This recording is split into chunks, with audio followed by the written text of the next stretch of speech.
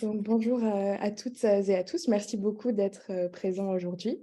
Le plan qu'on vous propose pour aujourd'hui, c'est de commencer avec la présentation de notre recherche, donc principalement le rapport qu'on va publier avec les efforts qu'on a fournis, les objectifs de recherche et pourquoi, d'où vient cette idée pour le rapport. On a délimité notre présentation en trois parties. Tout d'abord, les politiques et pratiques institutionnelles du milieu carcéral. Ensuite, les pratiques sociales, toujours dans ce milieu carcéral. Et finalement, on a décidé de parler de la résilience et on vous parlera aussi des stratégies d'adaptation. C'est du coup ce qu'on propose pour le webinaire d'aujourd'hui. On utilisera des citations pour utiliser nos propos. Pour des raisons de clarté, certaines ont été coupées ou même traduites, mais elles sont disponibles dans le rapport. Elles ont été enregistrées par des voix anonymes, mais du coup, ce ne sont pas directement les enregistrements d'entrevues, ce n'est pas directement les personnes interviewées. Donc voilà, donc juste pour que vous sachiez. Et je laisse maintenant la parole à Sandra. Merci. Donc, pour cette recherche, on voulait vraiment appréhender cette expérience de vie d'une façon globale, d'une façon holistique. Et en effet, nos résultats, du coup, touchent une grande diversité de domaines. On se rend compte que c'est une réalité qui a de multiples facettes. C'est une expérience totale, j'ai envie de dire une expérience totalisante, qui touche tous les aspects d'une vie, aussi bien les aspects relationnels, les aspects économiques, identitaires, organisationnels, géographiques même, ou même bien sûr la santé physique, la santé mentale des personnes qui sont touchées. Donc, dans le cadre de cette présentation, de ce webinaire de l'ODP, on a fait le choix de vous parler uniquement des exclusions, des discriminations vécues par ses proches de la part des institutions correctionnelles, mais aussi en dehors des murs de la part de leur entourage social. Donc, c'est forcément réducteur de cette expérience. On se centre aujourd'hui sur deux aspects bien spécifiques de l'expérience. Donc, pour cette recherche, on a réalisé 41 entrevues en français, en anglais, au Québec, en Ontario. On a recruté les participants par les médias sociaux, par des organismes communautaires. Ils ont tous été rencontrés en personne, sauf quelques exceptions, ou des entrevues de suivi qu'on a fait par la suite dans le cadre de la pandémie pour savoir comment ça a affecté leur situation. On a rencontré des personnes qui avaient des liens intimes ou familiaux diversifiés avec quelqu'un qui est incarcéré au Canada. De façon spontanée, la majorité de notre échantillon est composé de parents, plus précisément de mères. Les autres participants sont des membres de la fratrie, des conjoints, conjointes, des enfants majeurs, des enfants âgés de plus de 18 ans, des oncles, des tantes et des grands-parents. Donc, 39 femmes et 3 hommes constituent les participants pour cette recherche. Les personnes incarcérées dont les proches ont été interviewés dans cette recherche, tantôt ils ont fait la détention dans des prisons provinciales, tantôt dans des pénitenciers fédéraux, mais aussi quand même une grande portion de l'échantillonnage dans les deux types d'institutions. On a rencontré à la fois des participants pour lesquels il s'agissait d'une première expérience de l'incarcération d'un proche, mais d'autres avaient aussi vécu de multiples incarcérations. Et la grande majorité de ces personnes-là ont témoigné dans le cadre de cette recherche à un moment où leur proche n'est plus incarcéré. Donc, on a bien conscience des limites de notre recherche. Les participants de cette étude ne sont pas à bien des égards représentatifs de l'ensemble des individus qui ont un proche incarcéré au Canada.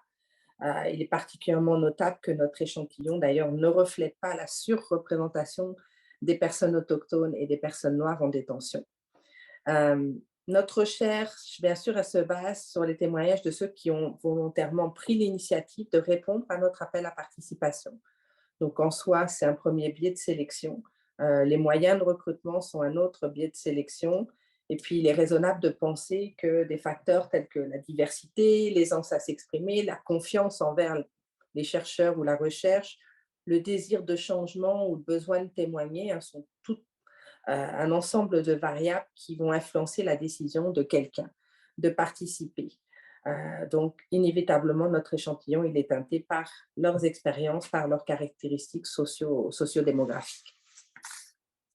Je rends la parole à Mélissa. Okay. Donc, vous aurez compris que l'expérience du milieu carcéral est une expérience difficile.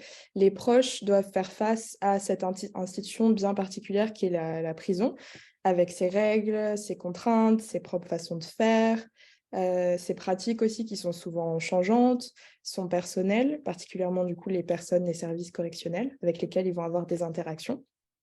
On a 3 éléments qui sont ressortis, concernant du coup la première partie de la présentation sur les pratiques institutionnelles. On a trouvé que les participants, disaient que les politiques étaient souvent opaques et incompréhensibles. On a relevé beaucoup de désinformation et finalement, on parle, d'interactions difficiles avec le personnel. Donc pour les proches, peu importe que ce soit leur première expérience, avec le milieu carcéral ou non, c'est toujours, le choc de la découverte du milieu carcéral. C'est là qu'ils découvrent que tout est réglementé, absolument tout fait l'objet de réglementation, donc évidemment d'interdictions aussi, que ce soit avec, par exemple, les nombres ou, la taille des photos qu'ils peuvent envoyer ou non, les procédures pour faire parvenir du linge, hem ou faire parvenir de l'argent aussi, la réglementation des visites, que ce soit au niveau des jours, des heures, les objets, encore une fois, permis, interdits, le code vestimentaire, les restrictions du courrier, des appels téléphoniques, et cetera. La liste est très longue. Donc tout est strictement réglementé, mais malgré cela, en fait, rien n'existe pour permettre aux proches de s'informer ou de s'éduquer sur le fonctionnement de la prison. Du coup, ce qu'on a remarqué dans le rapport, c'est que les participants, en fait, ont fait un compte-rendu unanime sur le manque d'informations que le système correctionnel a rendu accessible et disponible pour eux. C'est aussi intéressant de noter que, vu que les prisons provinciales et fédérales offrent, en fait, c'est souvent la responsabilité de la personne incarcérée de, fournir aux membres de sa famille ou ses proches les informations relatives à la procédure de contact. Et en fait, ce qu'on retrouve, c'est que les membres de la famille sont confrontés à toute une nouvelle série, en fait, de défis, de limitations à chaque fois qu'ils veulent rendre visite à leurs proches en détention, parce que les politiques et les procédures de visite varient selon chaque établissement. On commence la première citation avec un père qui nous disait: Moi, je suis quelqu'un qui est structuré et organisé. Le fait est que moi, la première question que je pose à l'agent, est-ce que vous avez un cahier, quelqu'un qui nous explique le fonctionnement de la prison pour nous autres? Les visites contact, les visites dans les roulottes, peu importe. C'est quoi votre protocole à vous autres pour les visiteurs? Détaillé. Il dit, ah, on n'a pas cela. Bah, j'ai dit, bah, vous devez sûrement avoir quelqu'un qui explique les grandeurs de photos, combien les ci, les ça, ce qu'on a le droit d'envoyer, de pas envoyer. C'est toujours nébuleux. donc là, la citation de Normand nous montre qu'il n'y a aucune transmission d'informations et qu'on pourrait dire que c'est, l'opacité complète. Les proches apprennent donc sur le tas et certains sont confrontés au refus comme, l'indique Patricia. Parce que tu sais pas ce qui se passe. Personne t'en parle. Personne te parle. T'as pas de numéro à rejoindre en prison quand tu y vas. Ils te disent le moins possible. Ils disent rien. Eux, ils disent pas les mêmes choses. Entre eux, ils se contredisent. Si tu fais quelque chose de pas correct, ils te refusent. C'est tout. Puis ils disent pas pourquoi. Donc on espère que ces citations vous ont, illustré l'opacité des politiques institutionnelles. Là, en fait, quand les proches comprennent finalement avec beaucoup d'efforts comment, cela fonctionne, ils vivent très mal les confrontations avec les impératifs sécuritaires qui, pour certains, peuvent leur apparaître disproportionnés et même parfois injustifiés. Comment, comprendre pour une mère qu'elle ne peut pas envoyer de carte postale coloriée à son fils? Comment comprendre que les gardiens ne permettent pas à la petite fille de 3 ans d'aller aux toilettes durant la visite? Comment une mère, doit-elle comprendre que pour se rendre aux visites familiales de 48 heures, un gardien doit fouiller ses sous-vêtements de rechange et qu'on exige qu'elle utilise exclusivement des protections hygiéniques achetées préalablement par son fils à la cantine de l'institution? Comment une mère doit comprendre qu'elle est obligée de retirer son foulard chimio pour entrer? Encore une fois, la liste d'exemples est très longue. Mais, c'est pas seulement l'existence et la rigidité, en fait, des procédures carcérales qui sont mal vécues par les proches, mais également leur manque de consistance d'un établissement à l'autre au sein même, du milieu carcéral. On a des permissions explicites ou tacites qui sont accordées par le personnel une semaine, qui sont parfois suspendues et révoquées comme si elles n'avaient jamais existé en fait la semaine d'après. C'est ce que nous indique le témoignage de Maud. Je me faisais fouiller, mais il y avait une grande blonde qui rentrait avec un café Tim Hortons en salle de visite puis qui apportait ça à son mari avec plein de choses. C'était pas grave. Mais la femme juste à côté de moi, qui était là avec son bébé naissant, a dû laisser le biberon au contrôle. Mais elle, la grande blonde, elle avait le droit de... J'ai vu ce genre de forme d'injustice-là. Donc, le témoignage de Maud ici nous montre la discrimination et l'inconsistance des politiques institutionnelles. Donc, comme on vous l'a expliqué, ces politiques sont opaques, incompréhensibles, soit mal ou simplement pas du tout communiquées aux proches. Vous vous doutez que cela a des effets importants pour eux. Étant mal informés des procédures et non informés de leur raison d'être, en fait, les contraintes leur apparaissent parfois ridicules, incohérentes. Encore une fois, pour prendre plus d'exemples, pourquoi les dessins d'enfants faits durant la visite ne peuvent-ils pas simplement être donnés aux détenus, mais ils doivent être renvoyés par la poste une fois de retour à la maison? Pourquoi sont-ils acceptés s'ils sont faits de crayons de couleur, mais refusés s'ils sont faits avec des feutres? Pourquoi un tel envoi de dessin non autorisé peut-il donner lieu à une mention négative dans le dossier carcéral? On a demandé à Patricia, enfin c'est une citation du coup qu'on a coupée, mais c'est les 2 mots principaux qu'elle utilise. Beaucoup de frustration puis d'incompréhension. Ça, ce serait vraiment les 2 mots principaux que je pourrais donner.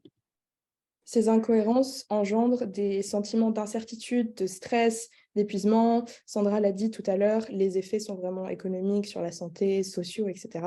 Et tout ça se répercute sur l'anticipation et le déroulement de la visite des proches. Même s'il s'agit de permissions aussi banales que d'entrer avec un goûter pour le bébé, les proches vivent très mal la façon dont ces interdictions sont imposées et exprimées comme étant des confusions, des fautes, voire parfois des mensonges de leur part. Je laisse la parole à Sandra. Vous l'avez compris, donc, de cette opacité des règles, qui en plus sont appliquées de façon changeante, ressort un fort pouvoir discrétionnaire de l'institution et puis des employés de l'institution carcérale, comme on vient de le voir avec un des exemples. Donc, on a là une situation où l'incarcération d'un proche, c'est déjà une expérience de vie discriminatoire. On le sait bien, ça touche certaines populations plus que d'autres.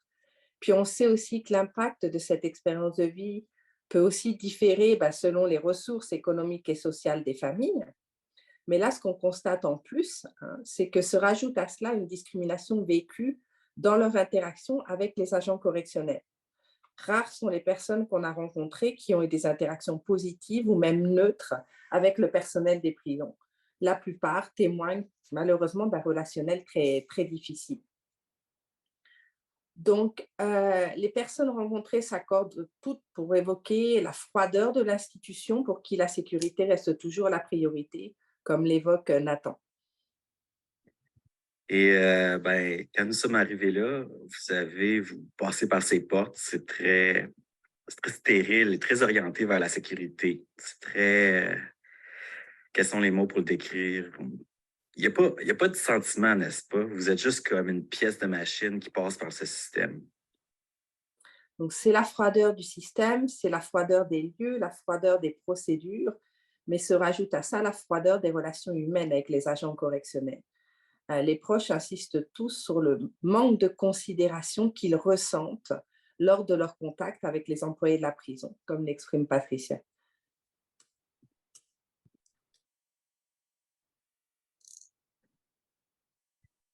Mais tu te sens tellement pas considéré comme individu, je trouve, là. C'est comme si, mettons, ils s'en foutaient de toi, tu sais. Pour eux, la famille du détenu, puis le détenu, puis sa vie en général, c'est rien, là. Moi, j'aurais pensé qu'il y aurait plus de discernement par rapport à ça. Puis d'avoir plus de compréhension envers la famille, tu sais.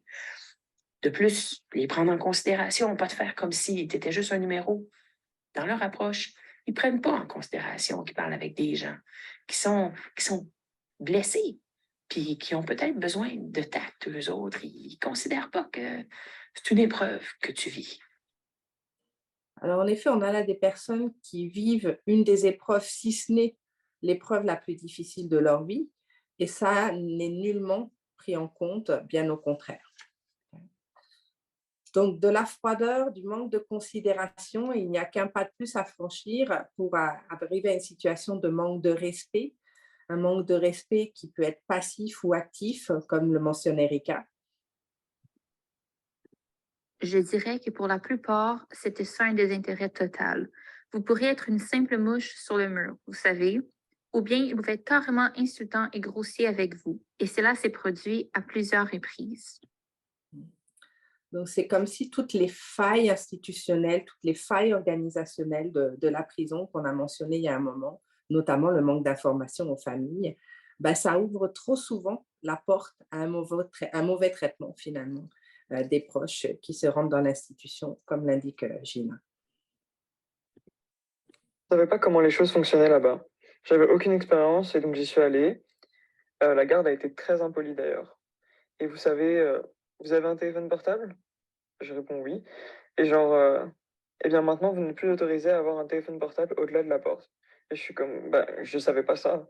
Comment je suis censé le savoir? Il n'y a rien à la porte. Et donc la première expérience a été que les gars de la prison vous crient dessus. Donc, leur expérience, elle est constamment constellée d'épisodes, d'interactions incompréhensibles, insensées, irrespectueuses. Et donc, ce qu'ils vivent subjectivement, ce qu'ils nous expriment, c'est un manque de considération non seulement de leur lien et de tous les efforts qu'ils font pour maintenir le lien avec la personne incarcérée, mais également finalement un manque de considération de leur personne. Et ils en viennent à se demander s'il s'agit de la négligence coupable ou de la malfaisance institutionnelle. Là, ils en viennent à se questionner sur l'intention de l'institution vis-à-vis d'eux. Quand la maman apporte un pantalon repassé avec soin pour le procès de son fils et que le gardien se met pour le fouiller à chiffonner, ou quand c'est des visites qui durent 20 minutes et que le gardien qui est en charge oublie de mettre en charge les téléphones durant les 7 premières minutes d'une visite de 20 minutes, ils finissent par questionner cette volonté institutionnelle de les humilier, de miner les liens familiaux déjà fragilisés. C'est comme si, à leurs yeux, comment est-ce qu'il peut s'agir d'autre chose qu'une démonstration de la puissance de l'institution, comme d'un test de leur soumission à l'institution prison. Et donc, très nombreux, je dirais presque les 3/4 des interviewés pour cette recherche, nous ont partagé se sentir traités comme des criminels, comme l'indique Inès. Le système me donne l'impression d'être un criminel quand tu entres et te traite comme de la merde. Il vous donne l'impression qu'on ne peut pas vous faire confiance. J'ai 58 ans, je n'ai jamais enfreint la loi de ma vie. Chaque fois que j'y vais, je suis terrifiée. Donc, les personnes qu'on a rencontrées témoignent d'un traitement non respectueux qui les choque d'autant plus que ça vient d'une institution publique. Et c'est en contradiction totale avec leur conviction de ce que devraient être les relations entre les citoyens et un service public. Et donc, ce qu'ils évoquent finalement, c'est un traitement de citoyens de seconde classe, comme le dit très clairement Marie. Combien de fois je les vois dénigrer, soit les familles, soit quelqu'un. On dirait qu'ils s'oublient qu'on est des citoyens. Je passe la parole à Drew pour parler des pratiques sociales. Merci, Sandra. À l'écoute de ceux qui ont choisi de nous faire part de leurs expériences de criminalisation familiale, nous avons remarqué des expériences sociales partagées entre proches. Nos participants nous ont parlé de la façon dont ils ont fait face et dans certains cas continuent de faire face aux jugements moraux de leurs amis et des membres de leur famille, les gens qui ne sont pas criminalisés. Ils ont aussi partagé le manque de soutien qu'ils ont reçu pendant cette période très difficile de leur vie, exacerbée par des sentiments de honte, de chagrin et d'isolement. Bien que les données démographiques de notre étude soient certainement pondérées en faveur des femmes, les témoignages de nos participants révèlent également les répercussions sociales et relationnelles sexospécifiques de l'intervention du système pénal au sein de la famille.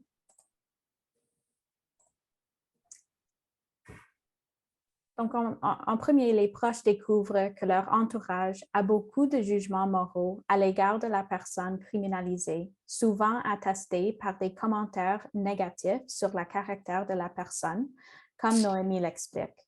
D'autres membres de la famille sont prompts à blâmer la personne criminalisée et à identifier les défauts perçus de la personne qui expliqueraient l'intervention du système de justice. Parce que des fois, mes parents ont comme, tu sais, ils veulent comme, tu sais, comme m'aider, mais tu sais, des remarques qu'ils vont faire, mettons que j'en parle, mon père va dire, ouais, ben, il dit, ton gars, de toute façon, il est menteur depuis qu'il est bébé, c'est parce que je l'ai-tu besoin d'entendre ça en plus de ce que je vis présentement, fait que c'est quand même des jugements aussi. En fonction de l'acte pour lequel le membre de la famille a été criminalisé, leurs proches ont également déclaré faire face au jugement comme s'ils étaient également à blâmer pour les préjudices commis en vertu de l'association. Comme Olivia le décrit, les proches qui continuent de vivre avec leur être cher criminalisé, par choix en raison des obligations légales imposées par le tribunal, ou même en raison des facteurs socio-économiques indépendants de leur volonté, sont parfois traités comme si elles avaient été condamnées également. Puis ça, je me suis déjà battue au bar avec une fille à cause de ça. J'avais pas une bouteille de bière, puis je savais que j'allais écrire ça d'en face. Elle était avec ses amis, puis là, ils riaient. Ça fait que là, à un moment donné, je me suis revirée, puis je leur ai demandé, j'ai dit, as-tu quelque chose à me dire? Genre, honnêtement, dis-moi le genre. Elle s'est retournée de bord, puis elle me dit, veux-tu que je te le dise? Ton père, c'est un hostie de cave. Il a violé des femmes, puis toi, tu y parles encore, t'habites avec. Ça devrait tous mourir. Peut-être en corrélation avec ces jugements moraux auxquels les participants ont fait face contre leur être cher criminalisé, les participants ont également indiqué que leurs amis et les membres de leur famille les conseillent ou les encouragent souvent à rompre les liens avec leurs proches. Tara, une mère dont le fils était incarcéré au moment de notre entrevue, explique que son entourage ne comprend pas vraiment l'obligation qu'elle ressent à l'égard de son fils. Le vrai souci, c'est que ma famille savait tout ce que j'avais vécu avec mon fils et les ans. Il n'y avait pas beaucoup de compassion envers lui. Ou même ma nièce. Je me souviens qu'elle disait « Peut-être que tu devrais le laisser partir. » Je lui disais « Je ne peux pas. C'est le seul enfant que j'ai jamais eu. » Cette expérience d'une obligation mal comprise et jugée, qu'il s'agisse d'une responsabilité auto-imposée ou même d'une responsabilité imposée par le tribunal, a souvent été discutée par les proches qui nous ont parlé. Les jugements moraux deviennent encore plus compliqués au sein de la famille nucléaire parce que les parents qui choisissent de maintenir une relation avec leur enfant criminalisé peuvent aussi faire face au jugement de leurs enfants non criminalisés qui se sentent délaissés. Le choix de maintenir une relation avec un être cher criminalisé dépasse la sphère émotionnelle. Par exemple, Felicity, une mère d'un fils incarcéré depuis des années, a décrit le temps et les ressources qu'elle a consacrées à interagir avec le système de justice et à s'y retrouver et à défendre les intérêts de son enfant. Ouais, eh bien, je trouve ça très difficile de chevaucher ses rôles de mère pour un fils qui a commis un meurtre. Et mes deux autres filles qui font face, qui ont leur propre, vous savez, les défis de la vie avec eux. Et ma fille plus jeune m'a engueulée quelques fois, disant que je passais trop de temps sur son frère. Comme si je m'intéressais qu'à lui et pas à elle, et des choses comme ça. Cela a, tu sais, tendu la relation. Et donc, comme Felicity l'explique, plusieurs de nos participants ont indiqué que leurs enfants et les autres relations familiales ont souvent été tendues parce que leurs proches non criminalisés ont eu l'impression d'avoir été laissés par compte ou même oubliés.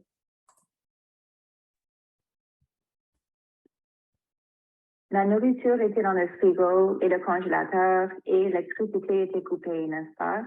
Et ce genre de choses. Les factures ne sont pas payées. Donc, et puis on a dû dépasser toutes les affaires à la maison parce que, tu sais, il allait être soldat pendant un moment et il ne gagne pas de l'argent ou quelque chose comme ça. Donc, on leur a dit que c'était son dernier mois et beaucoup de factures. Vous savez, mon fils avait un bail de voiture. Il avait un condo loué. Nous avons dû récupérer la voiture. Encore une fois, c'est, vous savez, épuisant. Le travail que vous devez faire pour un être cher qui est dans le système, quelque chose comme ça. Comme Dorothy l'explique, les membres de la famille sont souvent tenus, implicitement ou explicitement, de remercier les morceaux de la vie de leurs proches criminalisés après l'arrestation. Les participants à notre étude ont décrit le temps, l'énergie, les ressources monétaires et spatiales qu'ils ont dû dépenser pour faire face à toutes ces difficultés sans le soutien de leurs réseaux sociaux. Bien que les participants n'aient pas toujours décrit explicitement le fait de devoir refuser l'aide de leur entourage, les sentiments de honte et d'isolement découlant des jugements qu'ils ont dû subir, comme nous venons de voir dans les diapos précédentes, ont vraiment contribué à ce que les proches portent ces fardeaux sans soutien.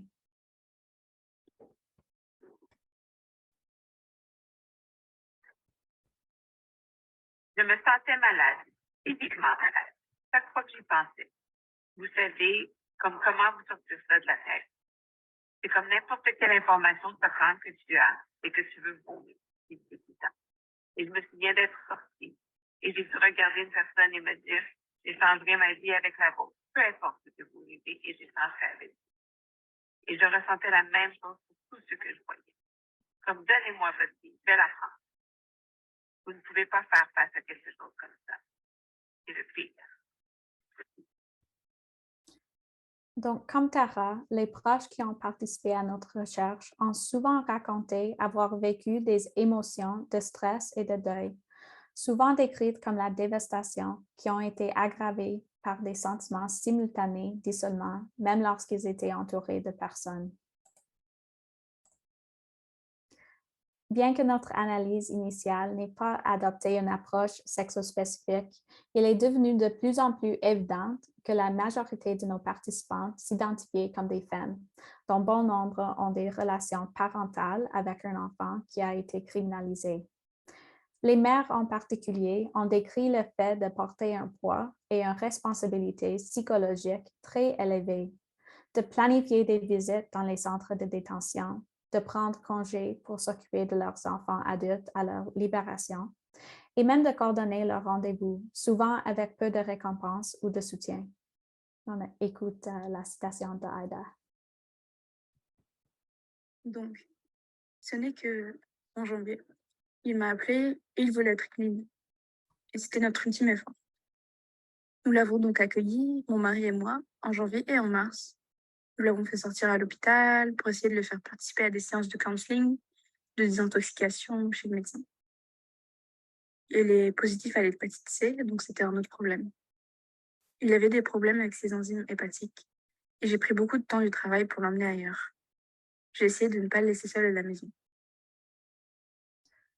Les mères portent aussi le plus lourd poids face aux jugements sociaux comme mères, comme conjointes. Elles se sentent jugées et responsabilisées davantage que les hommes de leur entourage. Les mères ont également décrit le sentiment de ne pas pouvoir avancer dans leur vie. Elles seraient liées toujours à leur enfant criminalisé du fait d'être mères. Les mères qui nous ont raconté leurs histoires nous ont souvent dit qu'elles s'attendaient à ce qu'elles continuent à entreposer les effets personnels de leurs enfants pendant leur incarcération, désolée, et à entretenir une maison pour que leurs enfants puissent être libérés conditionnellement et soutenir leur enfant criminalisé sans condition, malgré des priorités relationnelles, professionnelles et personnelles concurrentes. Puis on écoute Tara.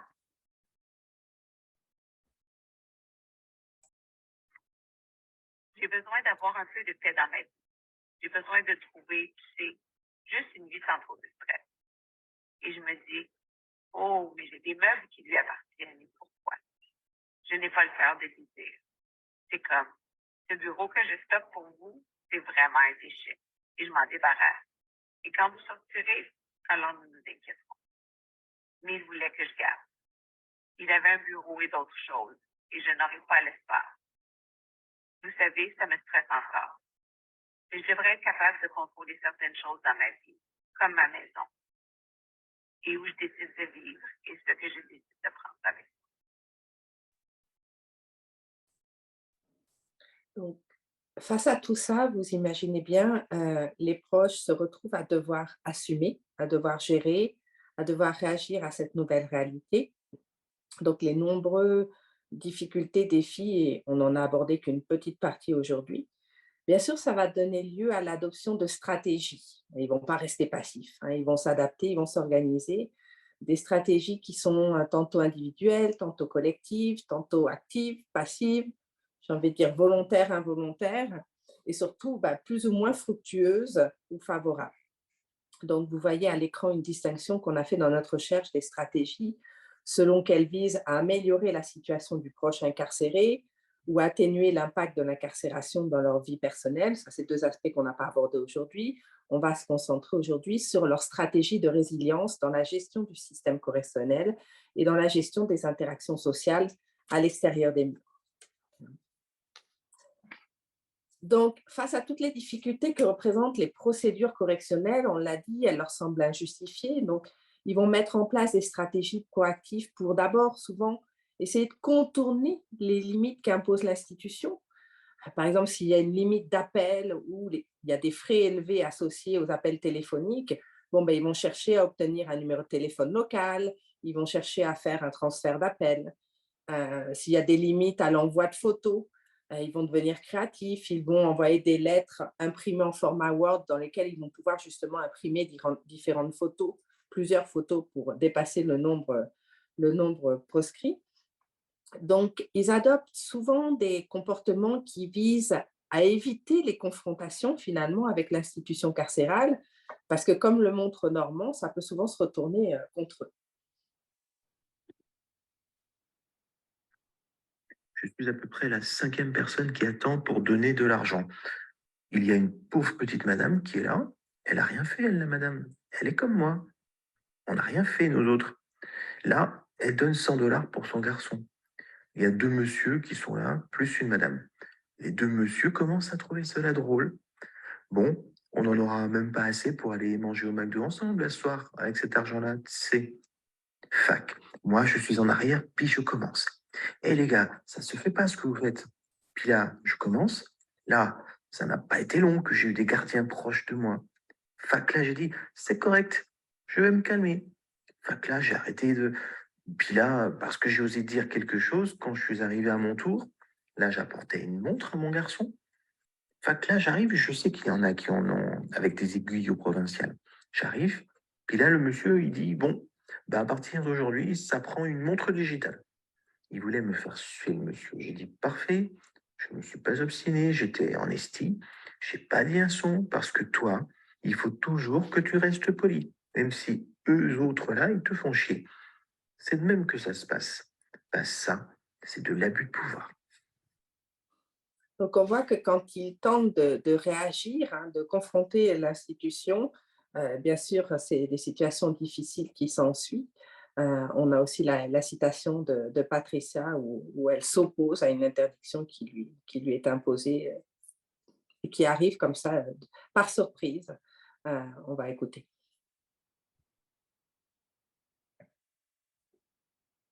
Puis là, elle dit non, les collations, c'est pas autorisé. Je fais, voyons, ça fait 2 mois que je viens 2 fois par semaine et j'ai tout le temps une collation là. Non, ça, on n'en veut pas on n'en veut pas des collations. Ça fait des dégâts. Là, vous payez un détenu pour faire le ménage. Je veux dire, c'est même pas vous autres qui le fait là. Qu'est-ce que ça te change? Non, c'est pas toléré. Elle a le droit à son lait, puis c'est tout. Puis pas de crayon de cire pour faire des dessins, puis pas de... Elle amène donc bien des bébelles. Je dis bien oui, mais là, tu sais, là, pour 1 heure dans un petit trou perdu dans le fond d'une rangée. Je veux dire, c'est sûr que je lui amène des jouets là. Donc, on voit des stratégies, on a dit, pour contourner, pour confronter, pour dénoncer. Certains vont même entreprendre de solliciter justement des changements auprès de personnes ressources. Ils vont écrire au directeur, écrire à l'aumônier, parfois même interpeller leurs députés ou les ministres. Mais quelques personnes qu'on a rencontrées vont même essayer de mettre en place des stratégies d'information et d'entraide avec les autres familles Ils vont créer des groupes de soutien ou ils vont créer des groupes d'information, des documents d'information, pardon, et de conseils pour les familles. Donc ça, c'est au sein des murs. En dehors des murs, face à toutes les difficultés qu'ils rencontrent ou qu'ils anticipent dans les divers cercles sociaux qu'ils fréquentent, les proches vont développer des stratégies de gestion de leur interaction sociale au quotidien qui prennent très souvent la forme d'évitement. Il va s'agir de se retirer, d'éviter certaines conversations, d'éviter certaines personnes, d'éviter certains lieux, certaines communautés. Je pense à Anna, une tante qui était très impliquée dans sa communauté de foi, dans sa paroisse et qui n'a plus fréquenté l'église depuis que c'est arrivé. Je pense à Olivia, fille d'une personne incarcérée qui ne va plus à l'épicerie du village et qui va même finir par déménager. Donc, l'évitement est une stratégie parfois mise en place préventivement par les proches. Ils ne vont pas parler de cet aspect de leur vie à de nouvelles connaissances, comme Kim. Si je rencontre une nouvelle personne, elle ne sait pas que j'ai un fils. Et les autres vont éviter le sujet avec ceux qui sont déjà au courant et ça va bien sûr affecter les relations, comme Kalinda. Fait que c'est difficile dans ce temps-là de créer des liens avec les gens. Fait que tu te retrouves à avoir juste des relations comme basiques. Mais jamais tu peux aller en profondeur. C'est con, mais ça fait partie des pertes actuelles. On va voir le témoignage détaillé d'Erika. Erika, elle illustre la stigmatisation qu'elle a subie et puis elle nous explique comment elle a mis en place des stratégies d'évitement qu'elle juge essentielles finalement à son processus de guérison. La honte colle à tous les membres de la famille, comme de la colle, à propos de ses autres enfants. Aucun n'a de relation stable. Donc, nous avons tous été jugés, absolument tous jugés. Et donc, comment ai-je fait face à cela? J'ai changé d'emploi et cela m'a énormément aidé. Personne ne me connaissait là-bas, n'est-ce pas? Vous savez, tout le monde a des photos de ses enfants sur son bureau, non? D'autres parleraient de ce qu'ils ont fait avec leurs enfants. Ce qu'ils ont fait, vous savez, bla, bla, bla. Je ne le fais jamais. Je dirais que je garde ma vie personnelle très privée, très, très privée. Et vous savez, les gens me disent, oh, vous savez, venez prendre un verre avec nous après le travail ou autre chose. Et je leur réponds, oh, vous savez, je suis une personne très occupée. Je suis très, très occupée, comme en dehors de mon travail. Donc, je ne fréquente pas le personnel, vous savez. Et j'ai tendance à travailler dans mon bureau et, vous savez, à faire ce que je dois faire et je garde ma vie professionnelle bien séparée de ma vie privée. Et c'est comme ça que je gère maintenant. C'est intéressant de remarquer qu'Erika, elle explique par contre que son époux, donc père de personnes incarcérées, a une stratégie de compartimentalisation qui est différente. Oui, il va pratiquer l'évitement du sujet de conversation douloureux, mais sans pour autant s'imposer un isolement social. Ça semble vraiment spécifique au mère. Donc, le père en question dont je suis en train de parler, il attribue d'ailleurs cette différence de stratégie au type d'interactions sociales qui sont selon lui propres au genre masculin. En gros, il explique que lui, quand il se retrouve au bar avec ses chums, ils vont parler de sport, ils ne vont pas parler de leur famille, donc il n'y a pas de risque. Et donc, ça fait en sorte qu'ils ne s'isolent pas socialement comme va le faire Erika, qui est la mère. Donc, en général, globalement, l'évitement, c'est une stratégie privilégiée. On a quand même rencontré quelques personnes qui vont avoir une stratégie opposée et avoir une attitude très proactive dans la divulgation de leur situation, mais ça reste bien minoritaire. Je passe la parole à Mélissa. Malgré tout ce que les proches vivent, vous l'aurez compris, les proches de personnes incarcérées, en fait, c'est un segment de la population canadienne très important, mais pour l'instant invisible. En tout cas dans les politiques dont on vous parlait. Ils sont vraiment considérés par le système pénal canadien comme des dommages collatéraux, même indirects. Et du coup, notre recherche souhaitait vraiment briser cette invisibilité sociale. Et nous avons par la suite décidé de créer un magnifique site web que je vais vous montrer bientôt. Notre vœu, en fait, en créant ce site, c'était à la fois de faire connaître les réalités parfois méconnues des milliers de Canadiens qui ont un être cher incarcéré, mais en fait surtout de rendre disponibles à ces personnes les informations, les conseils et même les expériences en fait, de ceux qui ont vécu le milieu carcéral et qui ont accepté de la partager dans le cadre de recherche ou même juste bénévolement en donnant de leur temps. L'idée, c'est vraiment de pallier une carence flagrante de discours et de débats sur une réalité qui est parfois taboue pour certains, que ce soit pour ceux qui la vivent ou ceux qui l'entendent. Mais on trouve encore qu'elle est trop délaissée par les chercheurs et les acteurs politiques, et généralement du coup aussi méconnue du public. Donc là, je vais vous faire un partage d'écran pour vous présenter le site, pour vous montrer ce qu'on a fait.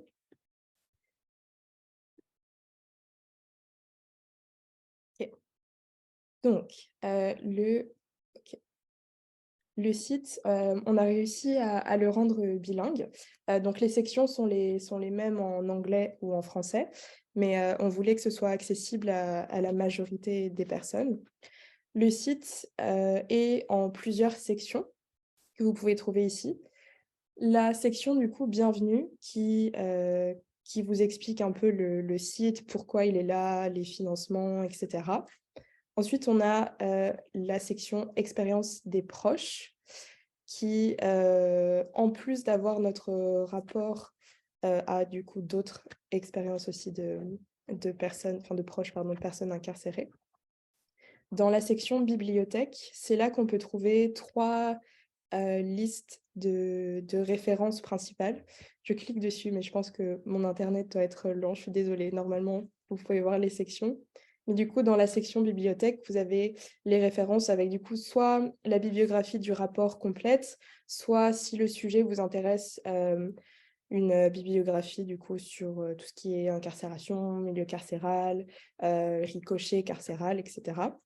Les ressources communautaires qu'on a pu trouver, qui sont toutes canadiennes.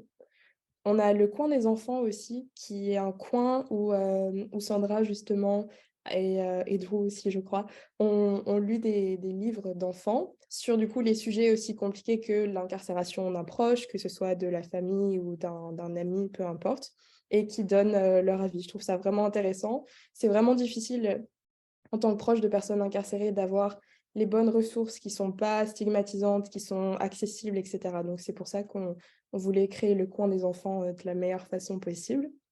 On a une liste d'établissements correctionnels, fédéraux et provinciaux au Canada. On a un onglet détention d'immigration, un peu plus court, mais qui contient aussi du coup des ressources communautaires, des listes de références, si jamais vous connaissez quelqu'un qui est dans cette situation ou quelqu'un. D'accord. Et on finit...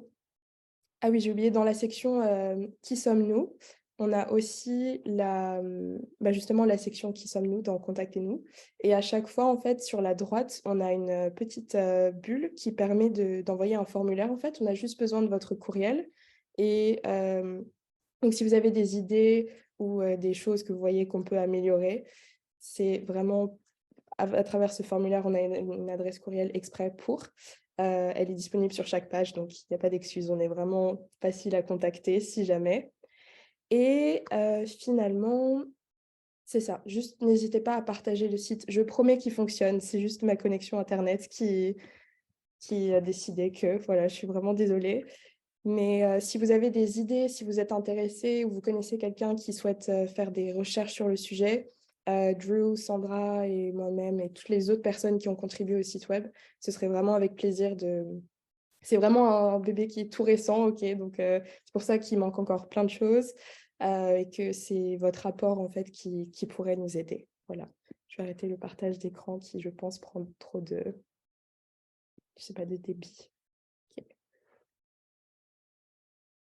Ok. Alors, ça m'emmène du coup